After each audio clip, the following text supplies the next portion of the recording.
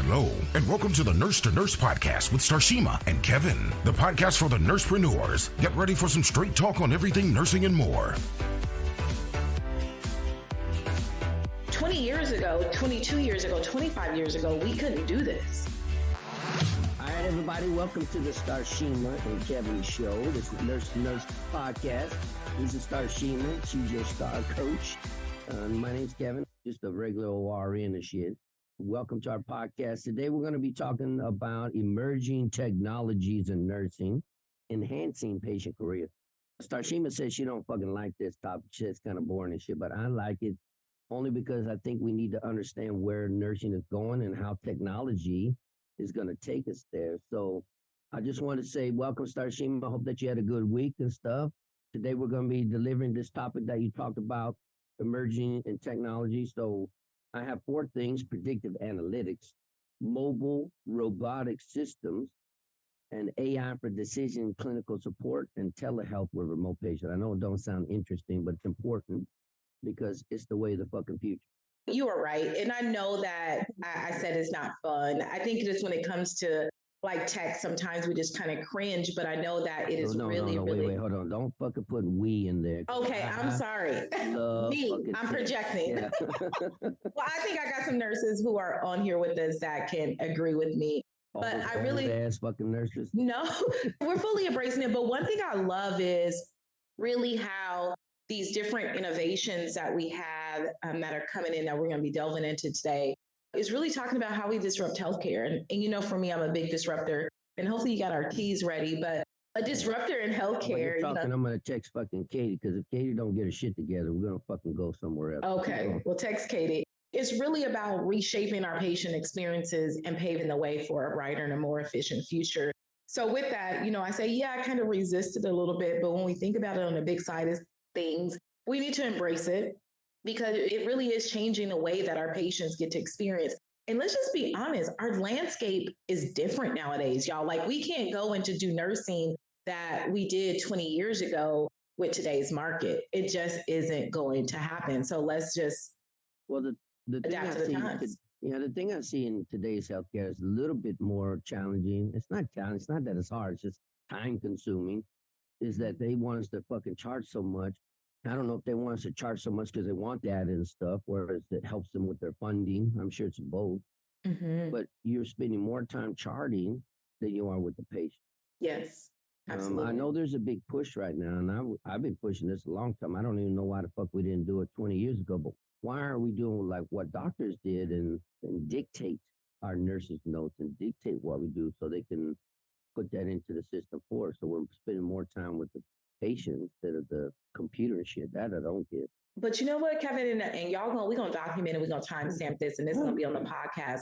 I think in the future here, in the real close future, it may sound a little bit eerie and scary, but I think that we are going to be doing minimal documentation, and I think artificial intelligence is going to take over for us. That's why I wanted to talk about this, because that's one of the topics, AI for clinical decision support. That's exactly what it is. Yeah. You know, I think about you when you're making all your merch, right? And you're going and you were creating these images. And I don't know what you was telling your AI machine or what app you were using to be able to do it, but they were generating all these like heroic images. How dare you? Well, I learned with AI that, you know, I know AI is smart, but AI is not quite as smart as us quite yet. So we have to teach it how to be smart, right? Which is going to be crazy what the future looks like, because it's going to grow so rapidly, is that we have to teach it a little bit. So you were creating these images, and I thought it was really cool. You had all these different women nurses, and I know people had different opinions about the things that you were generating, you know. Mad as fuck. Some were upset the way that women were portrayed, and that's really fair as well. I think we want to make sure we're portrayed right in the world, you know, and especially as being a nurse. We're not always sexy with our boobs up, cleavage showing when we're showing up to the job. Sometimes it's gritty, it's dirty. We want to depict that part of it. Whereas the men may say, oh, she cute today in the figs, you know, whatever that looks like. I had women say that same thing. But this is where women have to understand, I didn't make those pictures to belittle you. I'm telling you what people see in you. This is what patients and nurses, whether you're men or women, this is how they see you and stuff. Right. I wish I could remember her name. If any of my ENA people that are from San Francisco up north we went to a trauma conference and there was a lady who had a speech about nursing, like Nurse Cratchit and all the different nurse role models and stuff. And she specifically talked about that because that's how people still see you. There's a lot of comments on TikTok where they say, oh, nurses just give Tylenol and wipe ass. That's all you do. So I'm not trying to belittle you. And I typed this stuff into the machine. This is what I said. I said, I want a strong, beautiful nurse who's I don't remember the exact word, but I want a strong, beautiful nurse who's in the emergency department showing care for a patient. And that's the damn picture it generated this shit. So don't fucking blame me. Blame AI. Right. Blame AI.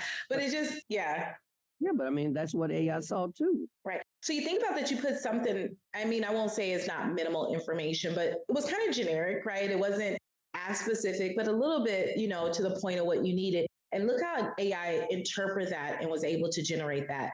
Think about in the next few years here, I would say 5 to 10 years of what it's going to look like and how AI is really going to disrupt the healthcare industry and how our patients experience them.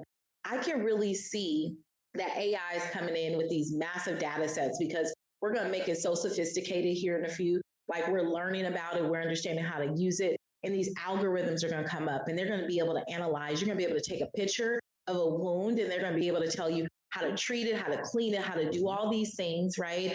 How to get early and accurate diagnosis. And I don't mean to, I'm not giving TikTok credit. They're not a sponsor here, but I was looking and I don't believe in it, but I thought it was really interesting how they have this filter that when you push your phone, that is supposed to go over as AI generated. And it's supposed to tell you where in your body there is a disease. You seen that filter on TikTok? I'm sure it's not as, go ahead. Yeah, but just so you're talking about, I sent you a link in there. It says ChatGPT found a diagnosis that 17 doctors missed over 3 years. Yeah. So they healed a boy. ChatGPT diagnosed a boy so he get treatment he needed.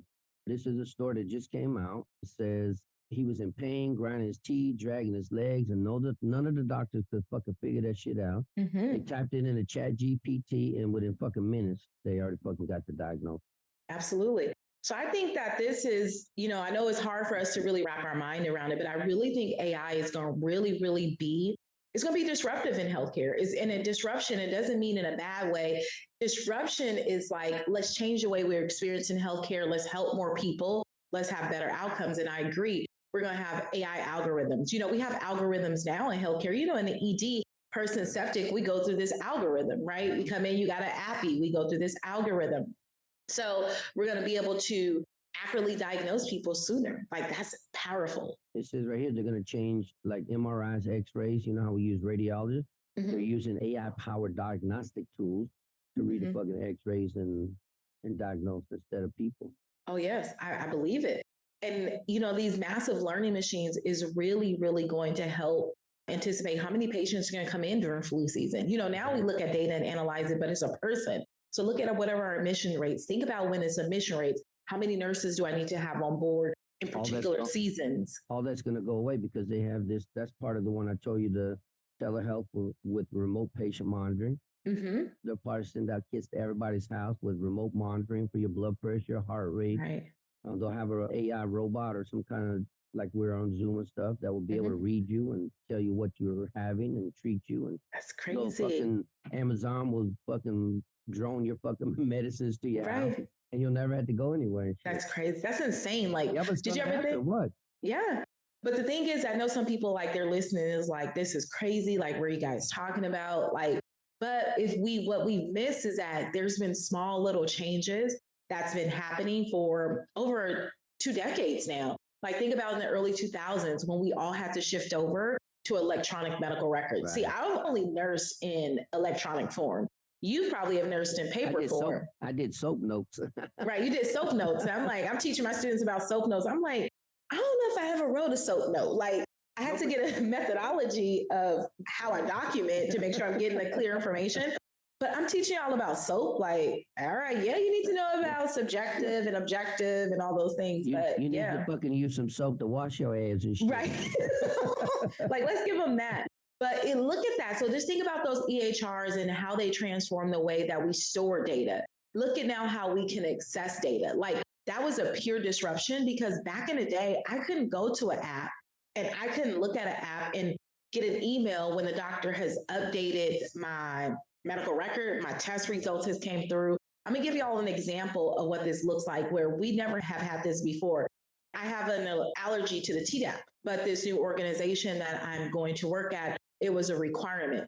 So with that, they asked that they needed a doctor's documentation for the exemption because of the allergy. So I messaged my doctor, just as I messaged you a messenger.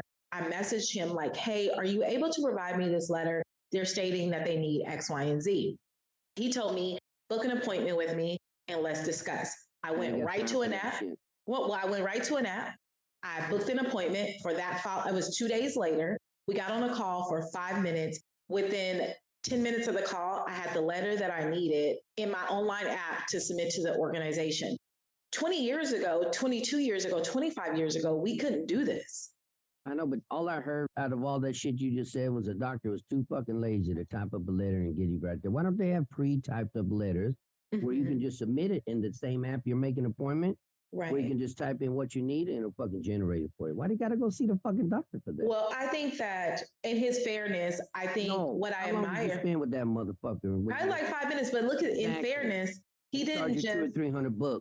Yeah, but I respect that. Yes, I respect that. I don't. FTP.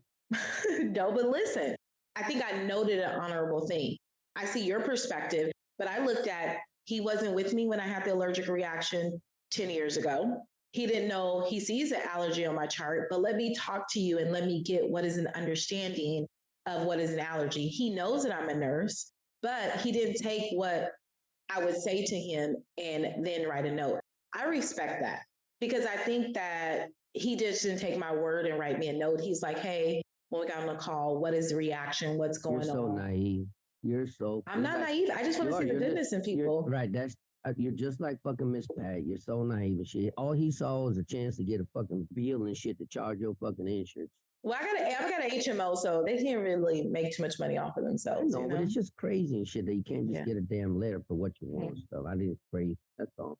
But I think so. In the highlight of this, with this, and I'm not going against you. We arguing, y'all. We debate, and all arguments aren't bad arguments. But on my perspective, I really feel that, and I feel like I'm yelling. Am I talking loud? No, you're not yelling. You yell at me all you want. I'm used to it. No, I feel like my mic is loud. I'm sorry. With these electronic medical records, and I think the way that we're storing data of this disruption that happened over 20 years ago, I felt like I've had a more coordinated care experience and my care is a little bit more efficient. I really enjoy being able to have my doctor at my fingertips, my pharmacist at my fingertips, my diabetic coach at my fingertips. I think that's pretty magical. So I love the disruption. It's changed the way that I've experienced healthcare. My healthcare experience is way different from yours. Okay. I didn't have health insurance forever because Miss Pat loves me so much that she quit the damn teaching job. We had great insurance. And she came here to work full time so we could build our business. And because of that, we lost our insurance. For insurance for our family of 6, it's $3,000 a month. And we can't afford that shit. We make less now than we did when we worked as a nurse and a teacher. So we can't afford $3,000 bucks. So what I did is I went to my doctor and I said, is there a program that you have? So I pay her $65 a month. I can see her as much as I want. I can text her on my fucking phone. I can text her on I can email and shit.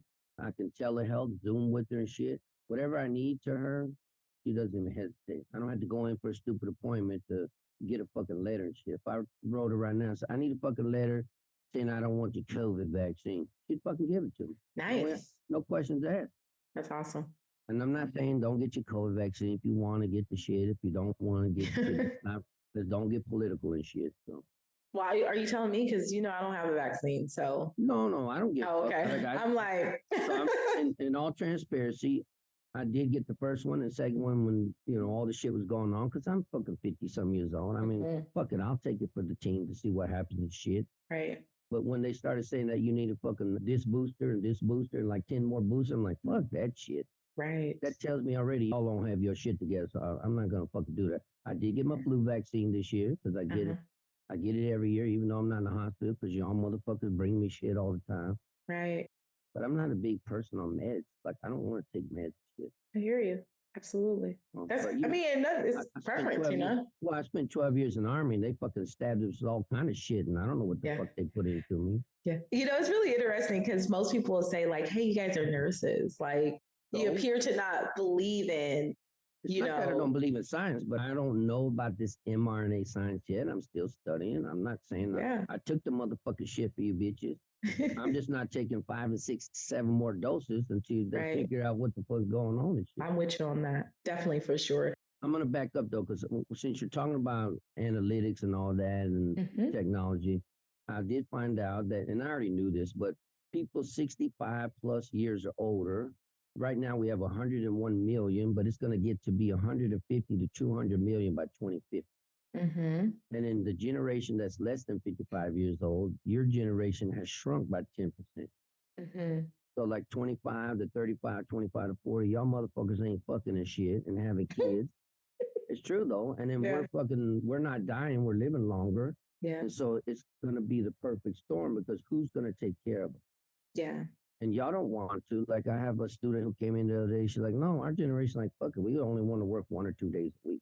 Yeah. So who's going to take care of these old people? Mhm. So I looked it up. I already knew this before because I've been studying this technology for a while because I'm a geek and shit when it comes to technology. Have you ever heard of a Japanese robot nurse? No. So you should Google it, Japanese robot nurse. They got a bear robot that lifts patients and carries patients. But they also have a robot nurse that looks like a person that comes and talks to you and gives your medications. They have a machine now they're working on that can draw your blood, Oh, start wow. IVs. So soon they're not going to what? Leverage as many people. Study. This was a study. It's in our notes and shit. This is a study that's from a hospital here in America Oh, wow. that they did a study with nurse robots. They already have nurse robots here in America, and they're studying them. 93% of people who interacted with the robots were satisfied. More satisfied than they were with the fucking human and shit. That's crazy. Why? It could be that they're meeting their needs. I don't. What do you think, Isley? I think it's because not only are they meeting their needs, robots don't have fucking attitude. Because a robot's not going to go like this. Can you see me on the camera? Yeah, I can see you. Exactly. I get that shit in my class. Like I teach LVNs, the IV class, you know. I'm probably one of your fucking students. And I won't mention her name because, you know, I don't know her that well, but she was a pain in my motherfucking ass. She wouldn't listen. And the whole time I'm trying to teach her, like every 5 minutes, no shit, Starshima, look on the monitor. She's like rolling her eyes. And I said, listen, stop fucking rolling your eyes at me. First of all, that's disrespectful. Second of all, that shows me that you're not willing to learn and listen. And this is not a task that you're fucking going to just roll over and shit. Like, this is something that you can learn. But robots will replace that fucking nurse soon.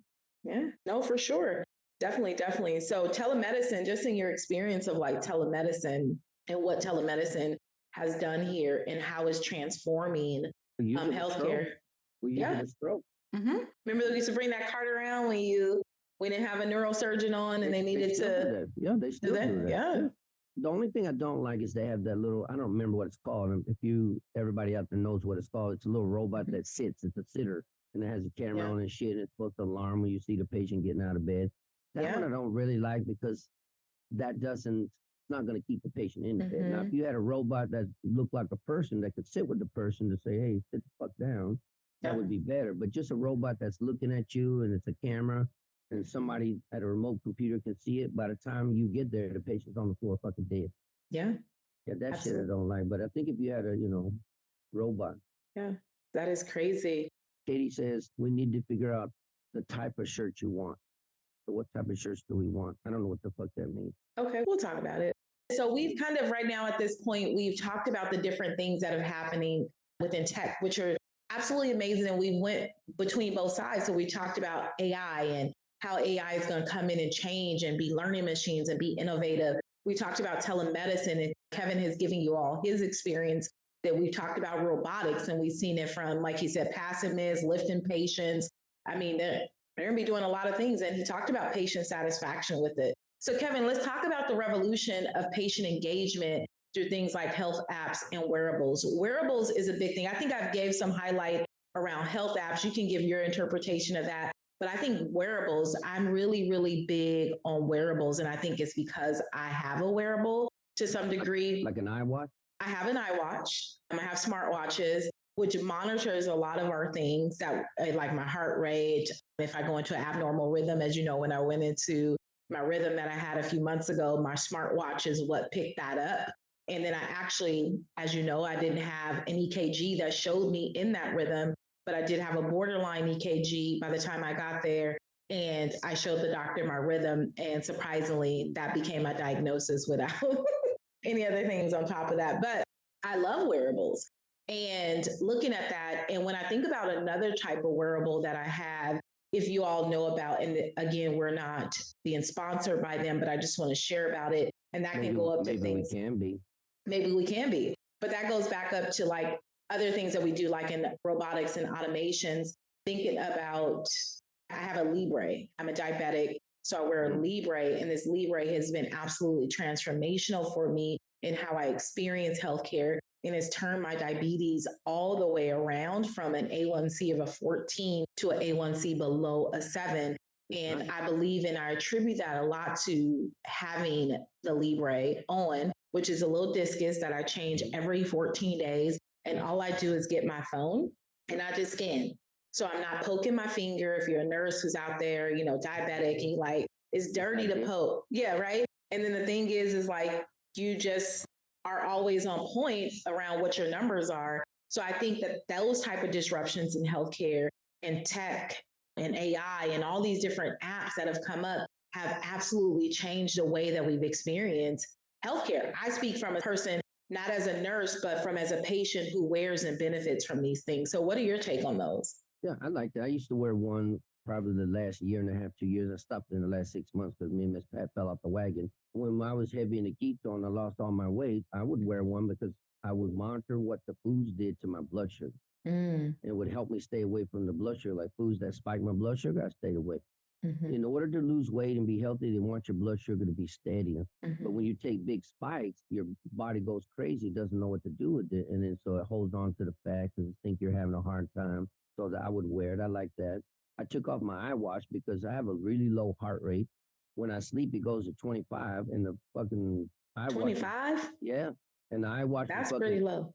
I know. But that's why I tell nurses, like, if I go to the hospital, I'm like, don't you wake me up, bitches. Leave me alone. Dude, because, well, I took it off because when my heart rate would go to 25, the iWatch would vibrate to wake me up. I'm like, fuck this shit. Like, why are you trying to wake me up? Let me die in my damn sleep and shit.